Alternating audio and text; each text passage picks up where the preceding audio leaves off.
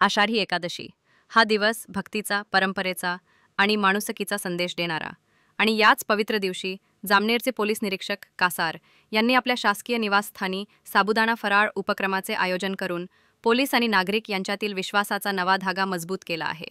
नेहमी आपण ऐकतो पोलीस आणि नागरिक यांच्यातील तणाव, गैरसमज, भीती, पण जामनेरचे पोलीस निरीक्षक कासार हे याला अपवाद ठरत आहेत।